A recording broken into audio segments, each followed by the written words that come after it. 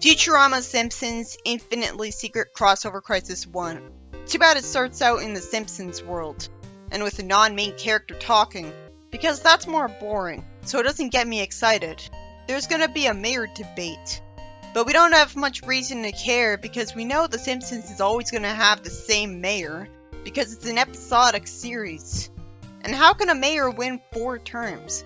Shouldn't it just be 2 terms because that's how presidents are restricted? He thanks the reporter, and I don't trust the mayor to genuinely be the type to do what's best for his people.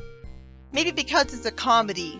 Homer lampshades that this is boring, and it turns out his opponent is a crowd favorite, despite being a cat. And so he obviously wouldn't be able to run a town. Now, an animal being made the mayor as a joke isn't actually something that never happened in real life before, but only happens in really small towns where it doesn't matter. Springfield's a city. How is Lisa the only smart one here? How did the cat be allowed to run for mayor? If it was an actual debate, I'd just be sad that the obvious better choice for mayor is never gonna win, since the mayor immediately made it obvious that he doesn't understand how to run a country and instead just placates people with something that only sounds nicer in the short term. But instead it's not taking things seriously. So the mayor tries to play with a giant ball of yarn too, when it's immediately obvious that he can't beat the cat at its own game, and he falls onto some children. A joke since he said he was about protecting them. Good luck having the money to do that with low taxes. Then we see Fry in the future, thank goodness. Bender says Fry's book is broken because the pictures aren't moving. So he says he'll give it a whack, and he hits Fry because Fry moved. Fry was reading a Simpsons comic. Leela tells them to keep it down because they might wake up Nibbler, caring more about him than someone who just got punched. I guess because she hates how stupid Fry is. They're going to pick up a shipment from the Geeky Galaxy. Somehow Bender misheard the name of the galaxy in an impossible way. Fry doesn't like the idea of taking the biggest comic collection ever on Earth to be sealed in liquid diamond to preserve them as collectibles, because no one will ever be able to read them again, which would make them worthless in function. Somehow Fry's the smart one and Leela's the idiot. Huh? And it's even more confusing that Leela was written to demean comics as promoting evil because this is a comic. So the comic writer should have known better than to annoy us with that. I don't see how this could be funny. Leela could be written to say that people put comic scans on the internet, so it doesn't have to matter that those books are going to get sealed in liquid diamond because she could show him a website where people can read them whenever they want. Instead, Fry looks like he's completely in the right. Bender somehow says that The Simpsons made people go blind in 2005 when it went HD, which is impossible. He wouldn't buy that or even say that to exaggerate because he just think it looked better in HD, not horrible. Fry's dialogue confuses me as well. As usual, it's rare that I actually find the humor funny in this comic, and it tries a lot of jokes. Leela says that Bongo Comics prints the Simpsons comics for a tax write-off, and they make their real money selling munitions for kids. That makes no sense as a joke as well. Bender remembers those even though he's a robot, so he didn't have much of a childhood. The ship approaches the living planet. By that she must mean the robotic planet, since he wouldn't be able to breathe in space or anything. The ship lands on the moon, and Leela and Bender get shocked by the brain spawn, because it's easier to just use old ideas. So our time is wasted, and then Fry throws stuff at the brains, bringing his friends back to normal. The brains say that their only chance is to send the characters' minds into a book. So that's supposed to be why they get sent to the Simpsons world. I thought they were going to be sent to a parallel universe where the Simpsons were real. That has to be what's happening. And the brains are just reading the comic here and then trying to find a universe that's most similar to it. I didn't know the brains could do this. So this seems like a weird excuse for the Simpsons crossover. Fry ends up in an old 70s comic book ad. I recognize what's parodying from the 70s Sabrina comics. So Fry has to deal with Bender as a beach bully. I like that he asks how he got home from the beach. Suddenly he's got muscles. He asks Bender if he's seen a brain around here, and it's a lifeguard, so he punches it. And that frees them from the comic. Why was there a brain in the comic anyways? The brain says that normally they keep the person's mind in the comic until his body starves to death. Conveniently, Bender finds a spoiler ray, which was used to reveal the future plots of works of fiction early. So Bender uses it to force the brain to reveal his plan. He created a false collector's market to trick people into giving up their comics, and he plans on getting rid of all art because it'll lower the IQ of Earth enough for an invasion to be easy. What would the brains have to gain in destroying Earth? Especially since it's just one planet with life on it in Futurama, so there's no apparent reason to target it in particular. Oh, right. I think the show established that the reason they want to destroy Earth is because they want to collect all of the information about Earth, and then destroy it so that they don't have to collect information on it anymore. Still, do they like collecting information or not? They like collecting it enough to keep doing it, but they want to destroy the Earth so they won't have to collect information on Earth anymore. Can't they just do something else? Fry tells the Brain Army that even if they kill them, the staff of Planet Express will avenge them and defeat them. But only Fry is immune to the Brains' powers, and yet the Brains didn't consider this obvious fact. There's a lot of confusing stupidity in the story, and it's taking a while to get to the crossover. So because Fry's friends show up here, Nibbler gets recognized by the Brain Spawn because the Nibblonians are the sworn enemies, and Leela finds it cute that Nibbler can talk, even though Nibbler has a deep, dignified voice. The Brains want to pool their energy before they'll get devoured. Fry says that there's no point in the Brains doing to him what was done before. The Brains don't know why they kept having one of them in the comic with their victims for thousands of years. Lampshading it doesn't excuse it. So because Fry gave the villains advice, probably because he naturally wanted to avoid having to go through the same thing again, the Futurama characters get sent into the Simpsons comic. I'm just so confused that this is happening, because since when can the Brains do this? It's creative to have them be the excuse for the crossover, but it'd be a lot less off-putting to keep it simple and just have their ship get sucked into a wormhole. 2 of the Simpsons panels repeat, and the Futurama crew shows up in the audience. Nibbler tells them they don't have much time and have to let him explain everything telepathically. Leela thinks it's sweet that he's sworn to protect the universe from the Brain Spawn. It's especially sweet that his species didn't simply destroy the Brain Spawn's planet a long time ago. With the futuristic technology I'm sure they have. Nibbler says it's taking all of his concentration to keep the crew's memories intact for some reason while he's trying to return their minds to their bodies. Fry's immune though, because this is a Brain Spawn thing. Nibbler ends up distracted because the mayor falls on him. And I'm confused because Fry's friends have no reason to not stay together. There's no apparent reason for why they all walked away from Fry just because they got amnesia.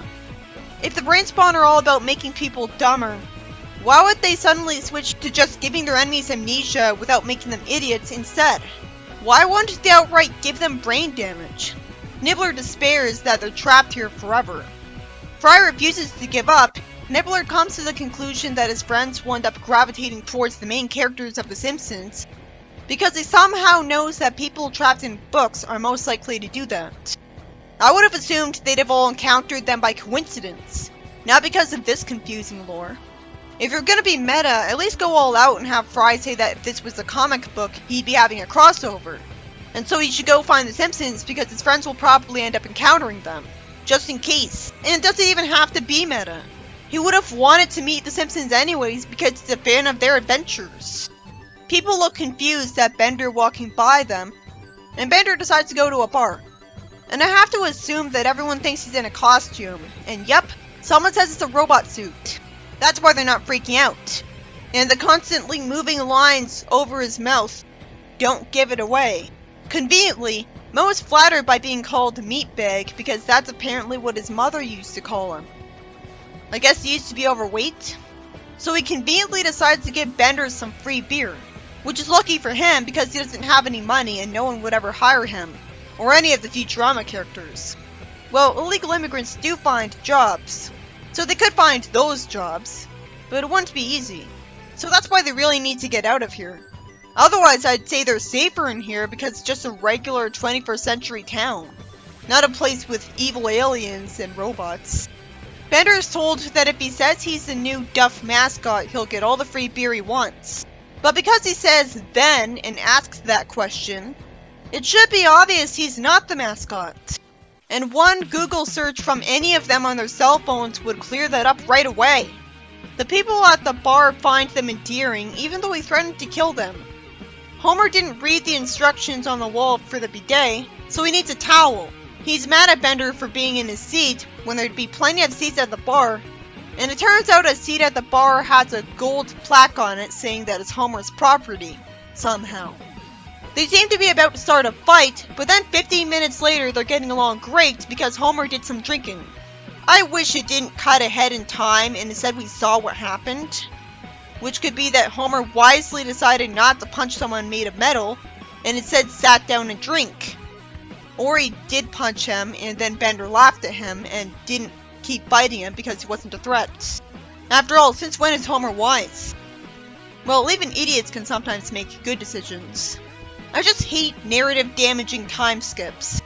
I'm missing out on the story. I just have to assume the reason Bender warms up to Homer despite not getting drunk is because Homer reminds him of Fry. Fry shows up at the school and thankfully explains that he memorized the town's layout from playing all those Simpsons video games.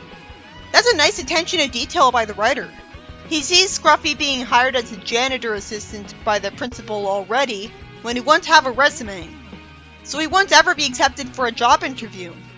Can you get accepted for a job interview and get a job that fast? He doesn't even have any education in this universe.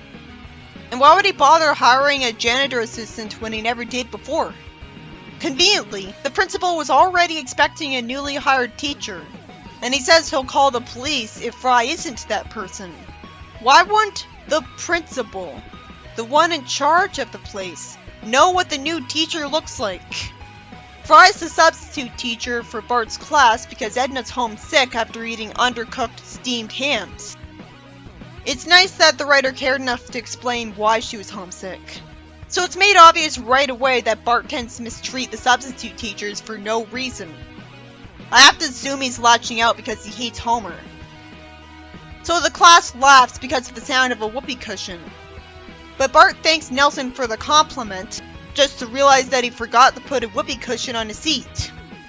So Fry apologizes as they're grossed out. Leela has some sunglasses that she took from a guy that somehow made a pass at a Cyclops. Everyone would think she was in a mask or costume right until the moment when she blinked. So what should have been written was that she got the sunglasses from a mugger, and it'd also be nice if we actually saw her get the sunglasses. It's lame to not see all the story. The sunglasses don't fully cover her eye, of course. She complains about all of the bright colors in this place. And some girls throw around Lisa's stuff and puts her in the mud. This is a rare sight. Of course, I haven't watched The Simpsons for a really long time, so I don't remember if she was constantly being shown as bullied. I don't remember it being as common as with Timmy. We're not told why this happened. It's not like they wanted to punish her soapbox Sadie streak, or a constant tendency to force Bart to give up a talent of his to make her stop being jealous of him. She's not being bullied for the flaws that make her annoying enough that I don't hate seeing her get taken down a peg for once. I never thought the girl bully became a regular character after a debuted episode. I thought she just disappeared. So the story's lucky she's even in it. And Leela helps her up and asks why she let them push her around, when the answer should be obvious, especially if she goes to one of those zero-tolerance policy schools. Leela assumes she is the guidance counselor because she thinks she's mean, so I guess she had a guidance counselor that was mean. And Lisa points out that guidance counselors say they want to help, but they're all talk and no action. Leela tells the bullies to apologize and give Leela her lunch back, and it cuts to one of them hanging from a tree branch while the other is tied to a merry-go-round.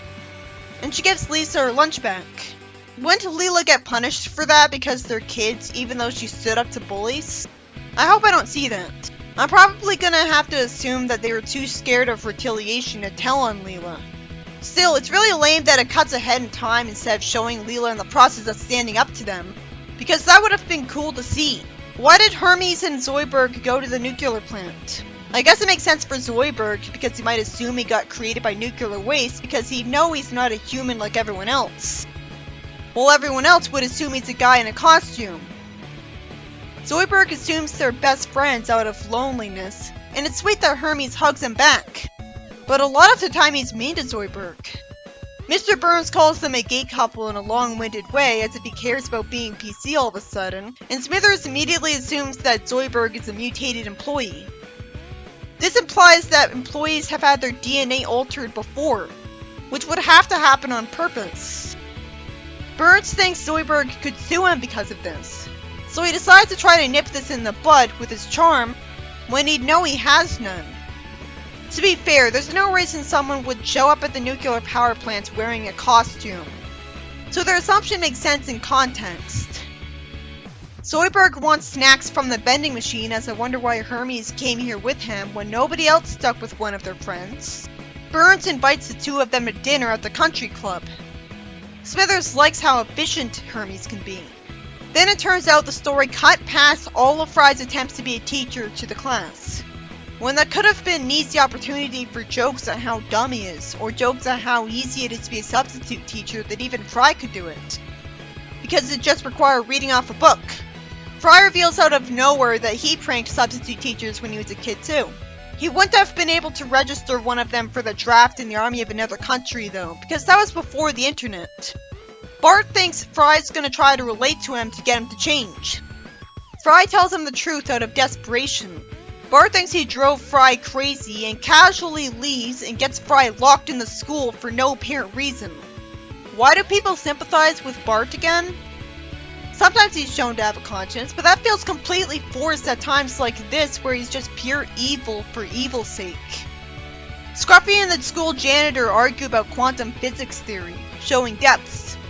At least it makes some sense for Scruffy because he's around Farnsworth a lot and it's from the future. But it's still a confusing joke. But anybody can look up any subject on the internet. Finally, we see Farnsworth, who jaywalks and almost gets hit by the school bus. He says he knows how to make the walk signal more efficient using gum, a coat hanger, a broken watch, and tinfoil. Probably because of the materials they're all made of, and not because of what they are right now.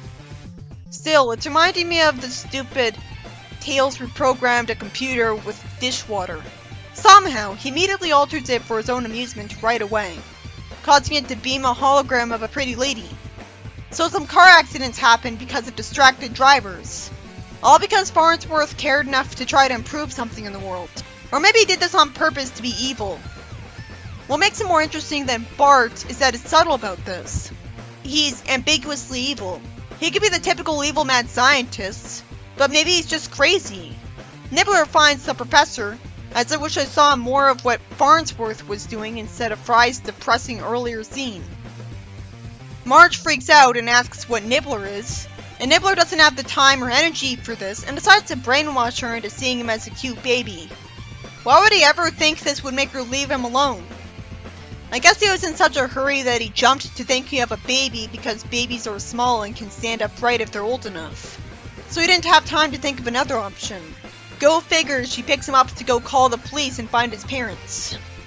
It's kinda sweet to see him appreciate being fed milk. And Maggie looks annoyed as Marge was smart enough to have a spare bottle just in case. Then it turns out that when a member of Nibbler's species gets fed lactose, he becomes as stupid as a baby. I guess all dairy is banned from his planet. Well, it comes out of nowhere in the story itself. He is an alien, so I guess this makes sense. Farnsworth says he could make a cop car run on ultraviolet light, so naturally the cop assumes he needs to be committed to the retirement home. The disadvantage of him not using his impossible science powers here to make himself younger. He says he could show him a more efficient way of dragging him off, using impossible materials to create wormholes. Since when is Farnsworth completely desperate to try to help with his technology? He would have already revolutionized his planet if he was like that. It's in the future, so would we be able to tell if he did or not? He'd be famous if he did. Wernstrom wouldn't be acting like, well, maybe he would. It's implying that the reason Farnsworth isn't constantly trying to help people with his technology at every possible turn is because of stuff that happened in his life. Because he doesn't have any memories here, and he immediately reverts back to trying to help people. And this ends the story on a cliffhanger with Farnsworth barely getting to do anything fun. It's a shame he didn't think to make himself a cyborg who could defend himself from cops trying to arrest him effortlessly. It makes some sense because he has the crew do all of the dangerous stuff while he stays home. Most of the story had the characters be too stupid for the sake of jokes. And that's something common to both of these series. So the jokes tended to fall flat. But I like that it explained that people think that Bender is just a mascot in a robot suit, and Nibbler can brainwash Marge to think he's a baby. The Futurama characters get sent into another universe that's similar enough to a Simpsons comic Fry has because of the brain spawn. It's a creative excuse for the crossover. The story did a good job showing how Leela, Bender, and Hermes would realistically get along great with certain main characters. But it doesn't make sense that they had amnesia but didn't get made really stupid while the brains were at it. They just wandered around and happened to run into people. Right now, it doesn't seem like them having amnesia was necessary. We're supposed to believe the amnesia is why they got separated, but why would they walk away instead of just staying where they were, just because they had amnesia? I hated how Bart treated Fry. But it was clever that they made a subversion because he didn't actually sit on a whoopee cushion. So it tried to make a tired joke funny by surprising you. I hated when the story kept cutting ahead in time instead of showing the full story. So you just have to make an assumption about why Homer went from wanting to fight Bender to being his best friend, and Hermes went to the nuclear power plant for no reason.